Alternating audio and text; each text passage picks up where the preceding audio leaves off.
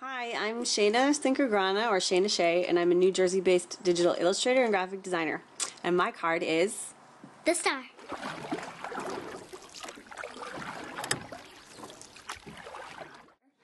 And for the 78 Terror Project, I'm on the admin team. I did a lot of the graphics and the logo and helped create the branding for the project. So much of my time is spent designing for clients. This was really an opportunity for me to reflect back on what is my style and what is my art, because sometimes that gets lost doing work for clients all the time. So I lived in the dorms at FIT, but I was studying fashion design, and it was all about sewing, and I was very, very disillusioned. I was not trying to sew. That was math and not fun. Anyway, astrology became a big deal, and tarot, and I kind of like loved it and dove into it. I bartended all over New York City for 10 years. No, not stable. Not financially stable, not doing anything terribly productive, just kind of bartending in the city, having a good time. Being young, enjoying life, yes. Art, sometimes. I bartended at the Odeon, which is kind of the TRIBECA institution in Manhattan, and I was actually there. So I showed up at 9 o'clock in the morning to start my training for the lunch shift at the Odeon. And that day I was walking down the street. It was September, a bright sunny morning, and that was September 11th. So I was on my way down Church Street, and I saw the first tower on fire. And then so I was just in the street like, holy shit.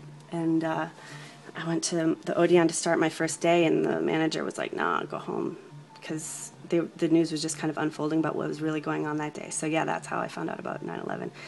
I was 8 blocks away, and I was one of those people running in the streets, and there were shoes everywhere, and it was madness. It was terrifying. I can still smell it if I think about it. You know, that was a world-changing thing, and it happened, that was my neighborhood.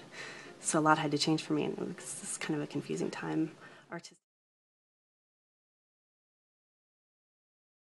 I used to do these paintings of bar scenes, and they were kind of dark, and the people were depressed looking, and they were all smoking, and they looked drunk, and they were just messed up, because that's what I saw all the time. That was my inspiration.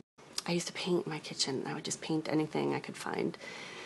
And I was working in bars, so I just started to show and sell my work in bars. I just started to hang it in the places I worked, and then like, people would buy it, and they liked it. And I was finally painting, and I was finally feeling like an artist. And this was kind of, you know, after September 11th is when I got that kick in the ass to get my shit together. So I painted a lot. I had several pieces stolen out of bars, and I always kind of felt really flattered if somebody stole something. A lot of them are terrible. Some of them are cool, but a lot of them are just like gross and stupid. But they make me laugh looking back now. I think you have to be able to look back at yourself and cringe, otherwise you're not growing.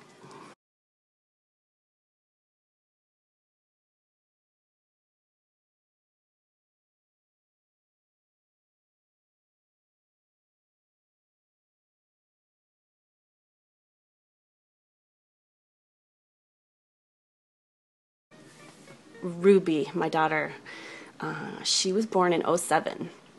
And so we're living in Brooklyn. We are absolutely poor. I can no longer bartend. I'm stuck in the house. I can't really paint because I have a baby, and that's when I totally went digital.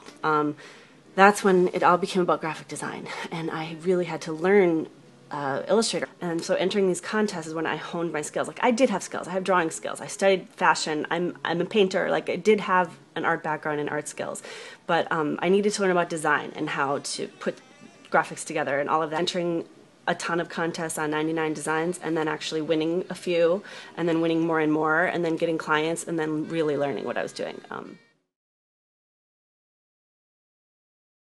You can imagine that this was not an easy thing to pull off. It took a lot of time and a lot of energy, a lot of communication and a lot of designing. Many hours went into the graphics and the website and the communication between 78 artists. Sometimes there were language barriers and time zones, and but we pulled it off, and all the hard work is done. Thank you so much to our Kickstarter backers, and thanks so much for people who are just checking out our project.